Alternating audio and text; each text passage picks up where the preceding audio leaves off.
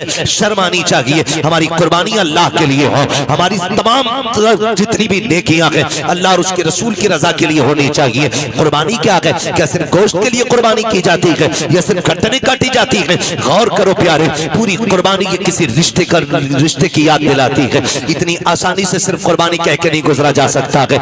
आप देखो तो सही तारीख का ये बाप पलटो, लोग हज करने के लिए जाते हैं, सफा मरवा की सही ये माँ बाप की और औलाद के रिश्ते की याद अस्सलामु अलैकुम वरहमतुल्लाहि वबरकातुहू।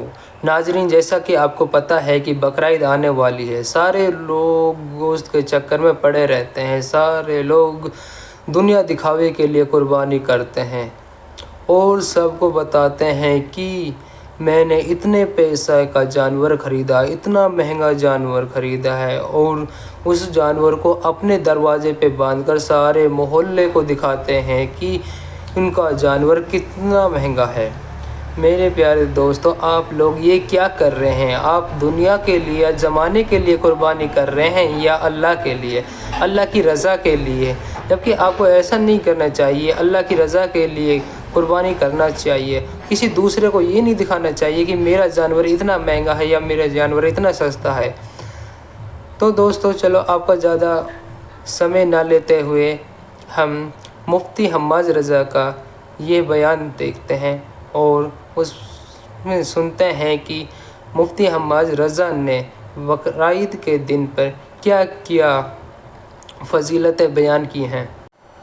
बकरीद आने वाली है, सारे लोग गोश्त के चक्कर में पड़े रहते हैं। कोई कहता 80,000 का जानवर लिया है, कोई कहता 60 का लिया है। मेरे जैसा जानवर बस्ती में किसी का नहीं है। मुझे बताओ तो सही, ये कुर्बानियां जमाने के लिए हो रही है या खुदा के लिए हो रही है? अगर रब के लिए है तो फिर ये मुकाबला कैसा है, ये दिखावा कैसा है? जानवर को ला करके दरवाजे पे बांध दिया जाता है ताकि दुनिया देख करके जाए जैसा सेठ का बकरा है ऐसा किसी का बकरा नहीं है, जैसे फला का जानवर है वैसा किसी का जानवर नहीं है। शर्म आनी चाहिए। हमारी कुर्बानी अल्लाह के लिए हो, हमारी तमाम जितनी भी नेकियां हैं अल्लाह और उसके रसूल की रजा के लिए होनी चाहिए। कुर्बानी क्या है? क्या सिर्फ गोश्त के लिए कुर्बानी की जाती है या सिर्फ गर्दनें काटी जाती है? गौर करो प्यारे, पूरी कुर्बानी ये किसी रिश्ते की याद दिलाती है। इतनी आसानी से सिर्फ कुर्बानी कह के नहीं गुजरा जा सकता है। आप देखो तो सही तारीख का ये बाप पलटो, लोग हज करने के लिए जाते हैं, सफा मरवा की सही ये माँ बाप की और औलाद के रिश्ते की याद नहीं है। आप देखें, ज़मज़म आप पिएंगे तब भी तुम्हें माँ और बेटे का रिश्ता दिखाई देगा। आप जाएंगे जब शैतान को कंकर मारेंगे वहां भी तुम्हें बाप बेटे का रिश्ता दिखाई देगा। जब गर्दन पे छुरी चलाते हो जानवर की, गौर से देखना वहां भी बेटे का बाप का रिश्ता नजर आएगा। ये रिश्ता कितना अजीम है रब की बारगाह में। आप गौर तो करो प्यारे, आज हम ये समझ लेते हैं क्या किया दुनिया के बाप पालते हैं। हमारे बाप ने पाला तो कौन सा बड़ा काम कर दिया। हम नादान हैं, गलत कह रहे हैं इस बात को। उनसे पूछो जिनके पास बाप का साया नहीं है। जमीन कितनी तंग नजर आती है, खुशियां कितनी महदूद हो जाती है जब सर से बाप का साया चला जाता है। खुदा की कसम, अगर बाप होता है तो पता नहीं चलता जवानी कब आ गई है, और अगर बाप चला जाता है तो फिर जवानी मुश्किल से मैसर हुआ करती है। जिस उम्र में बस्ते और किताबें होनी चाहिए उस उम्र में हाथों में औजार आ जाते हैं, मैकेनिक बना दिया जाता है, होटलों के बर्तन आ जाया करते हैं। माँ बाप का न होना जिंदगी को तबाह बर्बाद कर देता है। अल्लाह ने माँ बाप जैसी दौलत दी है, नौजवानों उनकी इज्जत करना, उनकी खिदमत करना। जब तक माँ बाप होते हैं ये समझ लेना खुदा की रहमतें नाजिल होती रहती हैं। मैं तारीख का ये बाप पलटना चाहता हूँ। आप तारीख उठा करके देखिए, अल्लाह के खलील हजरत इब्राहिम अलैहिस्सलातु वत्तस्लीम, हजरत इब्राहिम की आप जिंदगी पढ़िए। आपने पूरी जिंदगी रब की बारगाह में इम्तिहानात पेश किए। क्यों ना करते? क्योंकि खलील है, अल्लाह के दोस्त हैं, कुर्बानियां पेश कर रहे हैं, इम्तिहानात की मनाजिल से गुजरते जा रहे हैं। आज जानवर कुर्बान करने की बात आती है। अभी बात बताई थी, जैसा कि कहा गया था, अभी मुफ्ती साहब ने बताया था कि जब कुर्बानी की बात आती लोग बहाना कर देते हैं, कर्जा है नहीं कर सकते, पता नहीं है चटनी नहीं चल रही है, रोटी नहीं चल रही है। और अगर कोई बेचने लग जाए अभी 1 लाख का मोबाइल खरीद लेगा, 70,000 का मोबाइल खरीद लेगा, लेकिन कुर्बानी के लिए 3500 रुपए देते हुए कलेजे फट जाया करते हैं। तुम्हें सोचना चाहिए, कुर्बानी अल्लाह की बारगाह में बहुत बड़ी इबादत है। फरमाया गया कुर्बानी के दिनों में कुर्बानी से बड़ी कोई इबादत नहीं है। अगर कुर्बानी की جگہ پہ آپ ایک سونے کا ڈھیر بھی اللہ کی راہ میں خرچ کر دو تب بھی اللہ اتنا راضی نہیں ہوتا ہے جتنا تمہاری قربانی سے اللہ راضی ہوا کرتا ہے۔ اس میں بہانے نہ بنایا کریں، اس میں آپ ہیلے تلاش کر کے نہ نکلا کریں۔ تاریخ کا یہ باب پلٹیے، شکر ادا کریں اللہ نے جانور کی قربانی مانگی ہے، اگر بیٹے کی قربانی مانگ لیتا تو؟ اللہ نے اپنے خلیل سے بیٹے کی قربانی مانگی، ہم سے مانگ لیتا تو؟ بکرا دینے تیار نہیں ہے، بیٹے کے معاملے میں پھر کیا ہوتا؟ وہ کریم ہے، اس نے ابراہیم خلیل اللہ کی سنت کو زندہ کرنے کے لیے ہم سے جانور کی قربانی مانگی، جانور کی قربانی زندہ مانگی، جانور کی قربانی مانگی۔ اور آپ اس بات پہ بھی غور کریں، اس بات پہ بھی غور کریں، اگر آپ مسلمان ہیں تو آپ کو آزمایا جائے گا۔ کہتے ہیں یار مسلمان اور ہم پہ مصیبتیں آ رہی ہیں، ہاں ہاں آپ مسلمان ہیں تو آپ ہی کو آزمایا جائے گا۔ وہ کہا تھا کسی نے شہادت گئے الفت میں قدم رکھنا ہے، لوگ آسان سمجھتے ہیں مسلمان ہونا، جب آپ نے کہا ہے نا لا الہ الا اللہ تو پھر اب امتحان سے بھی گزرنا پڑے گا، آپ کو امتحان دینا پڑے گا۔ اور آپ ہی نہیں، سب نے امتحانات دیے۔ میرے نبی فرماتے سب سے زیادہ مجھے آزمایا گیا ہے، سب سے بڑے بڑے امتحانات میرے رہے، میرے محبوب کے سب سے بڑے امتحانات رہے، لیکن حضور نے امتحانوں میں کیا کیا؟ تاریخ گواہ ہے، کسی نے پتھر مارے میرے حضور نے بدلے میں پتھر نہیں مارا، کسی نے ستم کیے تو حضور نے بددعا نہیں کی، مکے سے نکالے گئے لیکن حضور نے کبھی بددعا کے لیے ہاتھ نہیں اٹھائے، یہاں تک کہ طائف میں پتھر لگے حضور کے ہاتھ اٹھ گئے۔ حال کیا تھا؟ جوتیاں خون سے بھری ہیں، بدن کپڑے خون سے شرابور ہیں، چہرے سے خون بہ رہا ہے، لیکن ہاتھ اٹھے تو یہی کہا تھا مالک انہیں عذاب نہ دینا، انہیں بخش دے، مالک انہی کی نسل سے دین کے علمبردار پیدا فرما دے۔ یہ ہمارے حوصلے ہیں، یہ ہمارے معاملات ہیں، ذرا سے امتحانات آ جائیں لوگ کو کلیجے پھٹ جاتے ہیں، ہم مسلمان ہیں، ہم پہ یہ ستم ہو رہا ہے، ہم مسلمان ہیں، ہم ستائے جا رہے ہیں، کہاں ہے اللہ کی مدد نہیں آتی، کب آئے گی اللہ کی مدد؟ او بھائی امتحان کی گھڑیاں ہیں، ان کو ذرا سنبھل کے پار کرنا ہے۔ جو امتحان میں پار ہو جاتا ہے، امتحان پاس کر جاتا ہے، سمجھ لینا دنیا بھی کامیاب ہے، آخرت بھی کامیاب ہے۔ کیسے کیسے آزمایا جاتا ہے؟ یہی اللہ کے خلیل ہیں۔ آپ کو کیسے آزمایا گیا؟ جنگل میں رکھا گیا، اللہ کے خلیل نے صبر کیا، پھر کیا کیا گیا؟ لوگوں نے بہت ستایا، پریشان کیا، آپ نے بت توڑے، لوگ دشمنی پہ آمادہ ہو گئے، یہاں تک کہ نار نمرود کو تیار کیا گیا۔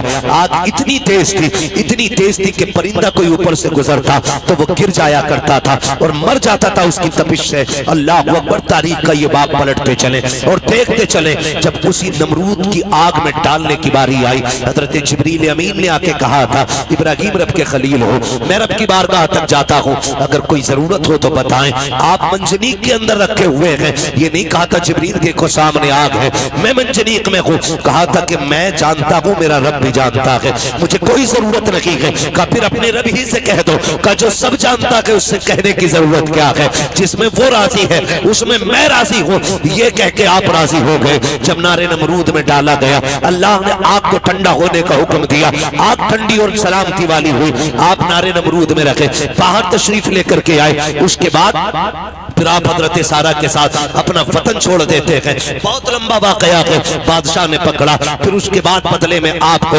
حضرت حاجرہ بھی تحفے میں پیش کی گئی، حضرت حاجرہ سے آپ نے نکاح کیا۔ جب کوئی اولاد نہ تھی، اللہ نے حضرت حاجرہ سے ایک بیٹا عطا فرمایا، جب ایک بیٹا پیدا ہوا آپ کی محبت زیادہ ہو گئی، فرشتے باتیں کرنے لگے، مالک یہ تیرا خلیل ہے، تیرا دوست ہے، لیکن اپنے بیٹے سے بہت زیادہ پیار کرتا ہے۔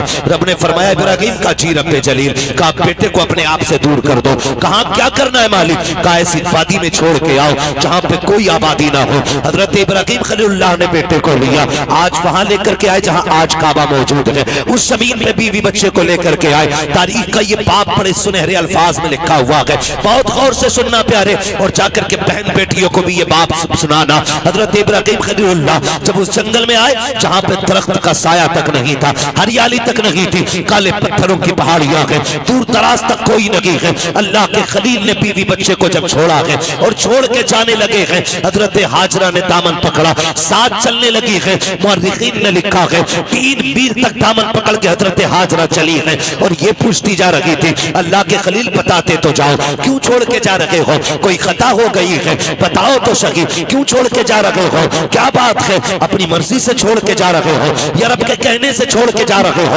یہ حضرت ہاجرہ کہتے کہتے 3 میل تک دوڑی ہے۔ تاریخ گواہ ہے، خدا کی قسم ایک جملہ بھی حضرت ہاجرہ نے ناشکری کا نہیں کہا تھا۔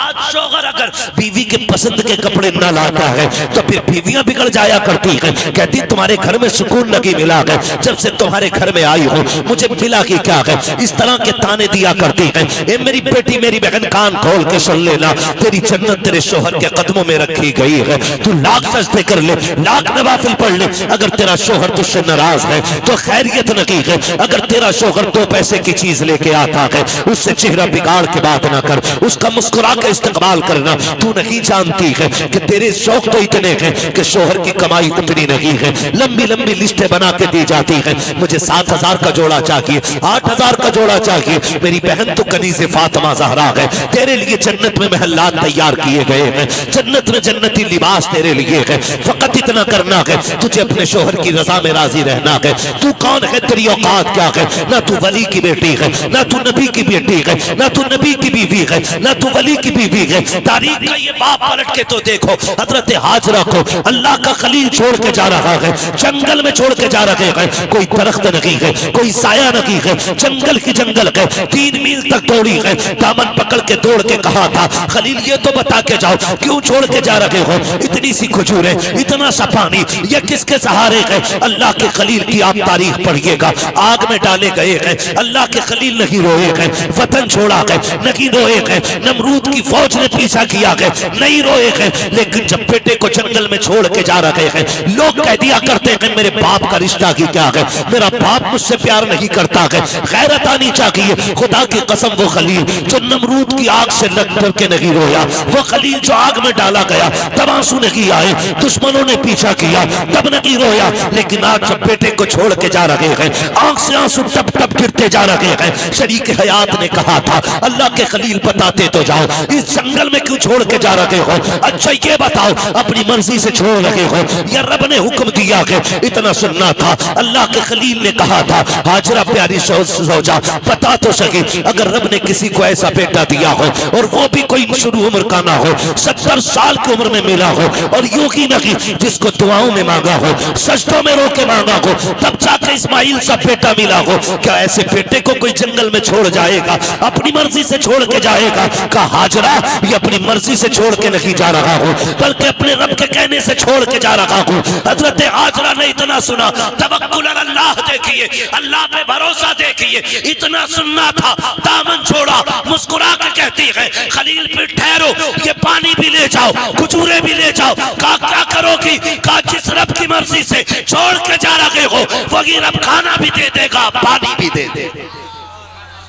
اسے توکل اللہ کہتے ہیں۔ کیا بات ہے، نعرہ تکبیر، نعرہ رسالت، مسلک اعلی حضرت خطیب اہل سنت مفتی حماد رضا مرادآبادی، نعرہ تکبیر۔ یہ رشتہ ہوتا ہے ماں باپ کا، اسے سمجھنے کی کوشش کریں۔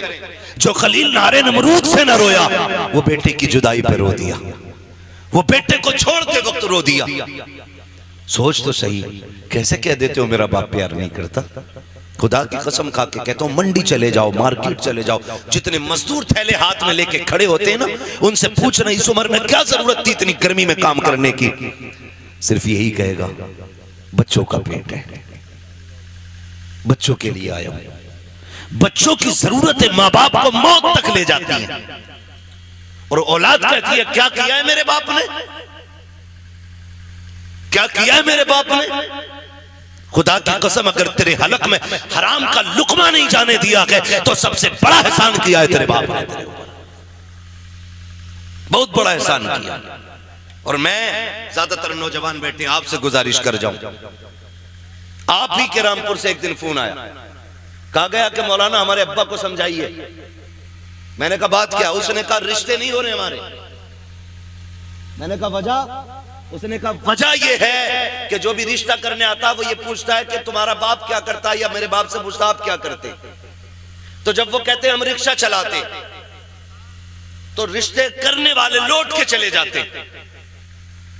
تو اس نے کہا ہمیں غیرت آ رہی ہے، ہمارا باپ رکشہ چلا رہا ہے.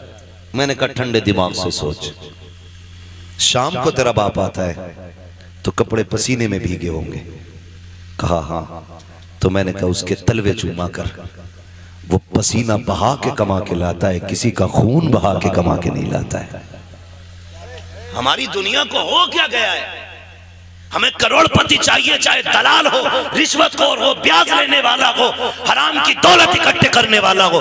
یہ چار چاند کب تک؟ جب تک موت نہیں آ رہی. جس دن مرو گے تو یاد رکھنا غریب کی بھی قبر وہی بنتی ہے جہاں امیر کی بنتی ہے. پھر اترانا کس بات پر ہے؟ نوجوانوں، اپنے مزدور باپ کی عزت کرنا، مزدور باپ کی عزت کرنا. اس نے کم سے کم تمہیں حلال کے لقمے کھلائے. فرمایا گیا جو حرام کے لقمے کھا کے پڑے گا جسم، وہ جہنم کا ایندھن بنایا جائے گا. کیا یہ احسان نہیں کیا باپ نے کہ اینٹیں ڈھوتا رہا، رکشے چلاتا رہا، بوجھ اٹھاتا رہا، لیکن کسی کے آنسو بہا کے پیسہ نہیں لایا، کسی کا حق مار کے پیسہ نہیں لایا، کسی کو ستا کے پیسہ نہیں لایا. تجھے کیا پتا ہے؟ لوگ کہتے مزدور کے گھر بیٹی نہیں دینی ہے. میں کہتا ہوں اگر بیٹی دینی ہے تو مزدور کے گھر دے. خدا کی قسم تیری بیٹی کو جو عزت مزدور کے گھر مل سکتی ہے وہ دنیا کے دولت دار کے گھر نہیں ملے گی. کسی رشوت خور یا پیازوے کے گھر جا کر کے تیری بیٹی کو وہ عزت نہیں ملے گی جو ایک مزدور کے گھر تیری بیٹی کو عزت و سکون مل سکتا ہے. وجہ یہ کہ آج ہم عزت مزدور کو ذلیل سمجھتے ہیں. محبوب کی چوکھٹ ہے. ایک غریب صحابی آئے، آقا کریم کو سلام پیش کیا، عرض کرتے کہ یا رسول اللہ آج معاشرہ بہت بگڑتا جا رہا ہے، کیا بات ہے؟ آقا ہم مزدور ڈپارٹمنٹ سے تعلق رکھتے ہیں، ہماری مزدوری نہیں دی جاتی ہے، لوگ پیسہ مار لیتے ہیں، آقا ہمیں کئی دن تک دھکے دیے جاتے ہیں. میرے نبی نے اتنا سنا اٹھ کے کھڑے ہو گئے. فرمایا مصافحہ نہیں کرو گے؟ کہتے ہیں یا رسول اللہ ہاتھ ایسے نہیں ہیں جو آپ کے ہاتھ میں دیے جا سکے. کیا بات ہے؟ آقا ان ہاتھوں سے مزدوری کرتا ہوں، ہاتھوں میں چھالے پڑے ہیں، پھیٹے ہیں، کہاں آپ جیسے، آپ کے گلاب جیسے ہاتھ، کہاں میرے یہ سخت ہاتھ. آقا غیرت آتی ہے آپ کے ہاتھ میں ہاتھ دیتے ہوئے. میرے نبی نے اس کے ہاتھ دیکھے، فرمایا لا تیرے ہاتھوں کو بوسہ دے دو. اتنا سننا تھا، مزدور کی آنکھ میں آنسو آ جاتے ہیں. یا رسول اللہ آپ بوسے کی بات کرتے ہیں، یہاں مزدور کو بغل میں بٹھا کے کوئی پانی نہیں پلاتا ہے، یہاں ساتھ بیٹھا کر کے کوئی ایک پلیٹ میں کھانا نہیں کھلاتا ہے. آقا آپ ہیں کہ چومنے کی بات کر رہے ہیں. میرے نبی نے اتنا سنا، فرماتے کہ خالی صرف نظام نہیں بنانا ہے بلکہ زمانے کو مزدور کی عزت بھی بتانی ہے. آقا کریم نے جب مزدور کے ہاتھ کو بوسہ دیا تڑپ گیا آقا اتنی عزت. فرمایا صرف عزت نہیں، ایک قانون بھی بتا رہا ہوں، چاہو زمانے سے کہہ دینا کہ مزدور کی مزدوری پسینہ سوکھنے سے پہلے دے دو. کہا یہ عزت کس نے دی ہے؟ تو بتا دینا یہ عزت مدینے والے مصطفیٰ نے عطا کی. ہم مزدور کو حقارت سے دیکھتے ہیں اور میرے نبی نے فرمایا لو ایک عزت کا تاج اور دے رہا ہوں. حضور کون سا؟ فرمایا القاسب حبیب اللہ، جو محنت مشقت کر کے کمائے گا قیامت میں اللہ اسے اپنے حبیبوں کی صف میں جگہ عطا فرمائے گا. تو کم سے کم اتنا خیال کریں نوجوانوں، ہم تو اپنے باپ کی محنت کا خیال کریں. اگر یہ دنیا والے ہمیں مزدور کا بیٹا کہتے ہیں تو کہنے دیں، ہمیں اس باپ کی عزت کرنی ہے جس نے چوک میں گالیاں کھا کے مزدوری پہ دھکے اٹھا کے ہمیں پالا ہے. تم سے تو کم سے کم اتنی توقع ہوگی اس باپ کو کہ کوئی عزت کرے نہ کرے میرا بیٹا تو عزت دے گا نا. اگر وہی اولاد اسے ذلیل کرنے لگے تو بتاؤ وہ جی کے کیا کرے گا؟ کیا کرے گا وہ جی کے؟ جب وہی اولاد اس سے کہتی ہو کہ تجھے ٹکڑے ڈالنے سے بہتر ہے کتے کو ٹکڑے ڈال دیا جائے، کیا کرے گا وہ باپ جی کے؟ اسے ہارٹ اٹیک نہیں آئے گا؟ اسے ہارٹ اٹیک نہیں آئے گا؟ وہ روئے گا نہیں اپنی کم نصیبی پہ؟ کیا وہ بھول گیا ہوگا ان دنوں کو جب تجھے گود میں اٹھا کے وہ گلی گلی پھرتا رہا؟ مجھے بتاؤ تجھے سردیوں میں بخار آیا، باپ نے سارے کمبل تجھے اڑائے، خود ٹھنڈی میں ٹھکرتا ہوا منڈیوں کے گلیوں کے بازاروں کے ہاسپٹلوں کے چکر لگاتا رہا، خود مر گیا لیکن بیٹے کو زندگی دے گیا. لازم ہے ہر بیٹے پہ اپنے ماں باپ کی عزت کرے، اپنے ماں باپ کی عزت کرے۔ پڑھیں تاریخ، آپ کبھی یہ نہیں کہہ سکتے اپنے باپ سے آپ نے کیا کیا میرے لیے۔ خدا کی قسم جتنا ایک باپ کر دیتا بیٹے کے لیے کوئی تمہارے لیے اتنا نہیں کر سکتا۔ میں تو چیلنج کے ساتھ کہتا ہوں، ایک باپ کو تولنے کے لیے نا خدا کی قسم زندگیاں کم پڑ جائیں گی، لیکن باپ کی مشقتوں کا اندازہ نہیں لگایا جا سکتا۔ آپ بھی جانتے ہیں ایک آدمی کو اپنا پیٹ پالنے میں کتنی مشکل آ سکتی ہے۔ کوئی مشکل بات ہے ایک آدمی کو پیٹ پالنا؟ کوئی مشکل بات نہیں، اور کوئی مشقت بھی نہیں۔ اکیلا بندہ کہیں بھی کھا پی کے گزارے کر لیتا ہے، لیکن دنیا بھر کی سہولتیں باپ اولاد کے لیے اٹھاتا ہے، اولاد کے لیے اٹھاتا ہے۔ بیٹا پیدا ہو میٹھا تقسیم کرتا ہے، جوان ہو جائے تو نکاح کی تیاریاں کرتا ہے۔ ہاں آپ دیکھیں نا ماسٹر عرفان صاحب، انہوں نے اتنا خرچ کیا۔ میں کہتا ہوں کہ اگر اور ان کا بیٹا نہ ان کی دوا کے لیے صرف اتنا خرچ کر دینا جتنا آج انہوں نے کیا اپنے بچوں کے لیے، تو شاید بڑے سکھی رہیں گے۔ لیکن ہم بھول جاتے ہیں، ہم اپنے باپ کی دولت کو اپنی سمجھتے ہیں، لیکن اپنی دولت کو باپ کی دولت نہیں سمجھتے۔ یہ کڑوی سچائی ہے۔ جو باپ کماتا رہا ہے تم اپنی مرضی سے فرفر یاروں میں اڑاتے رہے، فرفر اڑاتے رہے۔ ابا آج میرا برڈے ہے، ابا آج میں پاس ہوں، یاروں کو پارٹی دینی ہے۔ وہ کیسے کما کے لاتا رہا اس نے تم سے نہیں بتایا، جو تم مانگتے رہے وہ دیتا رہا۔ اس نے بڑھاپے میں اتنا کہا تھا بیٹے کھانسی بڑھ گئی ہے، ایک سیرپ چاہیے، تم نے منہ بگاڑ کے کہا تمہارے خرچے اٹھاؤں یا اولاد کے خرچے اٹھاؤں؟ لوگ کہتے ہیں باپ اس دن مرا جس دن سانسیں رکی، میں کہتا ہوں نہیں، یہ تو اس دن مر گیا تھا جس دن بیٹے نے ہاتھ روک لیا تھا، اسی دن باپ مر گیا تھا۔ خدا را بدلو اپنے آپ کو، اپنے باپ کی عزت کیا کرو۔ اور دنیا میں تمہارے باپ کو کوئی عزت نہیں دیتا، تم عزت دے کے بتاؤ کہ تو کسی کی نظر میں ذلیل ہوگا، لیکن میری نظر میں تیری عزت ایک بادشاہ سے زیادہ ہے۔ یہ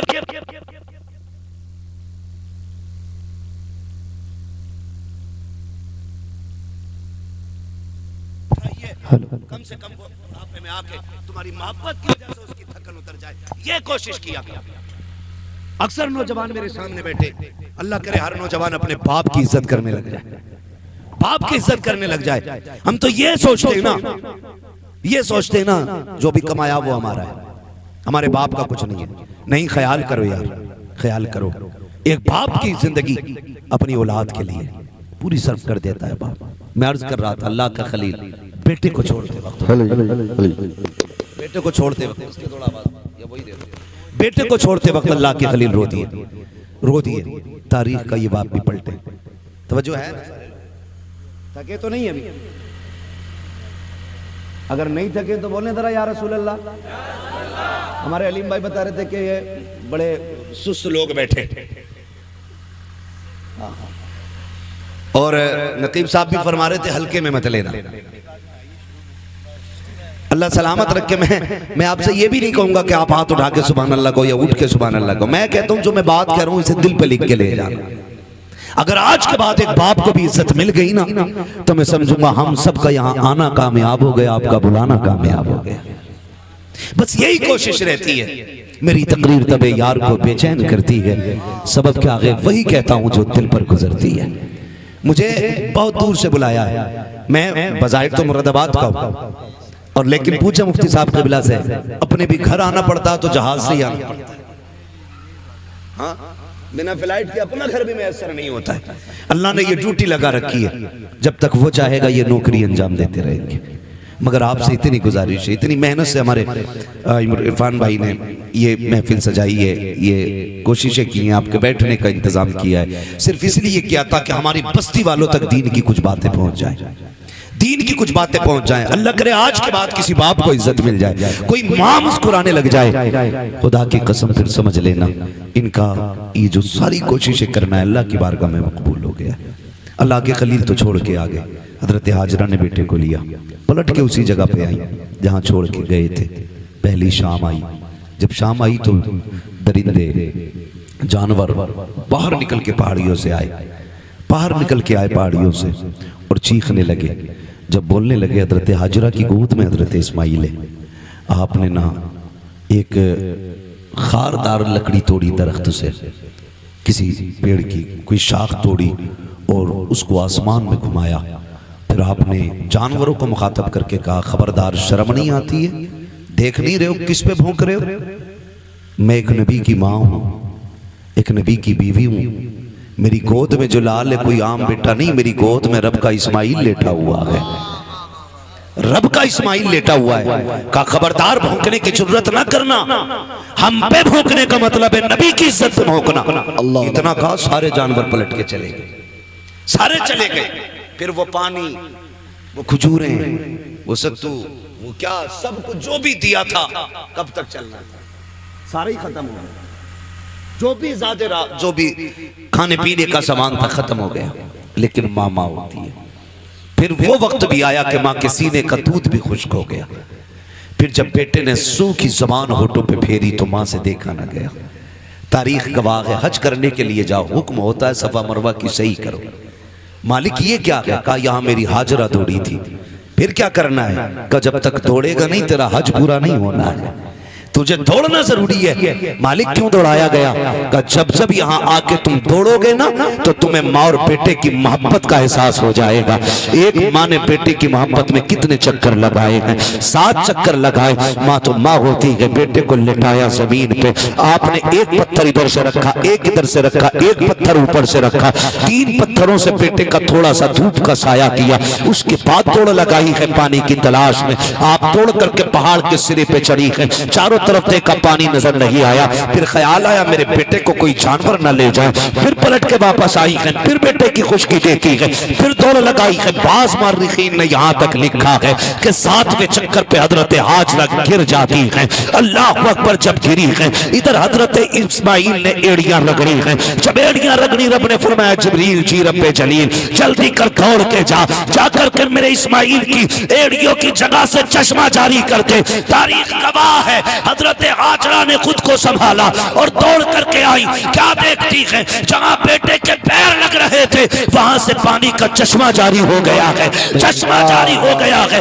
آج دعا کے لیے تم میاں کے چکر لگاتے ہو، خانقاہوں میں ڈوب جاتے ہو، جس سے دعا لینی تھی تم نے اس سے دعا نہیں دی۔ اگر تقدیر بگڑ رہی ہے، برکت نہیں ہو رہی ہے، جا کے ماں سے دعا لے لے۔ خدا کی قسم جس کی کہیں نہیں سنی جاتی ہے اس کی ماں کی چوکھٹ کو سن لی جاتی ہے۔ نعرہ تکبیر، نعرہ رسالت، مسلک اعلی حضرت مفتی حماد رضا مرادآبادی سوی اختر رامپوری، نعرہ تکبیر۔